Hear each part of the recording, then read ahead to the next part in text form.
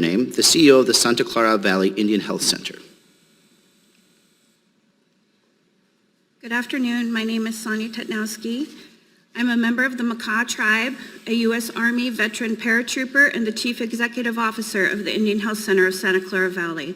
I'm also the Vice President of the National Council on Urban Indian Health and the President of the California Consortium of Urban Indian Health. UIOs provide high-quality, culturally competent care to urban Indians, which consists of 75% of all American Indians and Alaska Natives.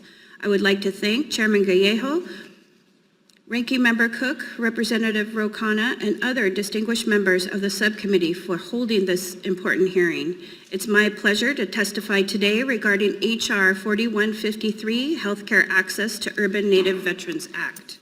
We ask that the VA fully implement the VA IHS MOU and reimbursement agreement for direct healthcare services. This action would allow UIOs to be reimbursed for providing healthcare for Native veterans. Most Native veterans live in urban areas and would benefit from culturally competent care provided by UIOs. NCUI and UIO leaders have testified before Congress to correct this oversight.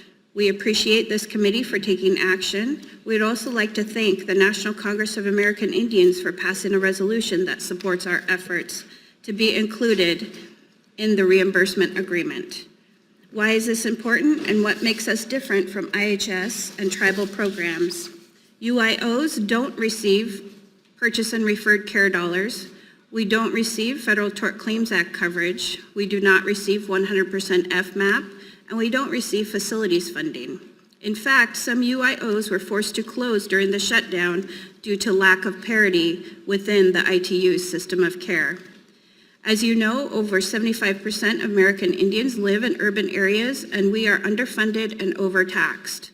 UIOs were included in the original MOU and should also be included in the reimbursement agreement as well.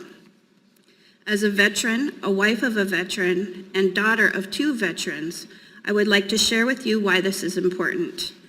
I'm fortunate to have a strong family and tribal community. The Makah tribe welcomed me home and provided ceremony to help me reacclimate back into society.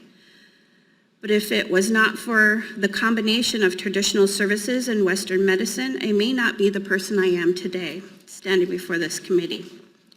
My culture and these traditional services gave me strength to forgive myself and others for actions taken during times of conflict.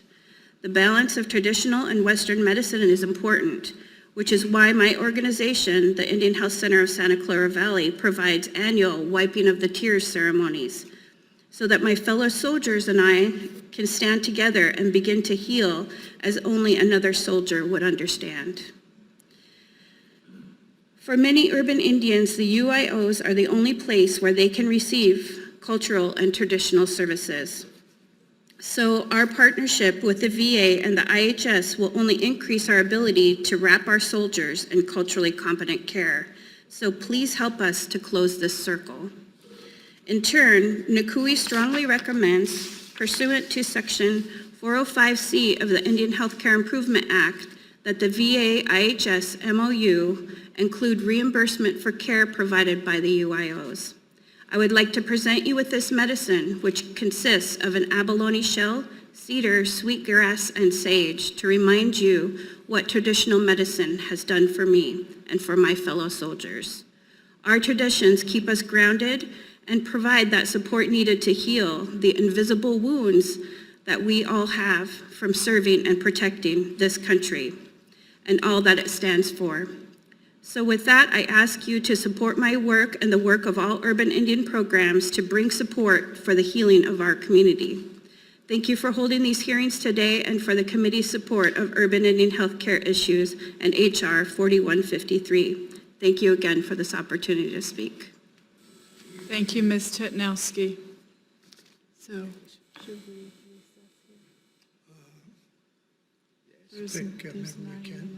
in 9 minutes. There we go. Okay, so we have 9 minutes left to vote. Takes us about 9 minutes to get over there.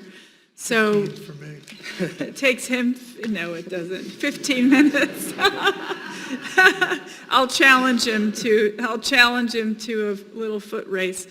And so we'll recess subject to the call of the chair, and we appreciate your understanding and patience, and the committee staff will be in touch with you as to when we'll reconvene. But there's 2 votes, and once we finish that, we'll come back.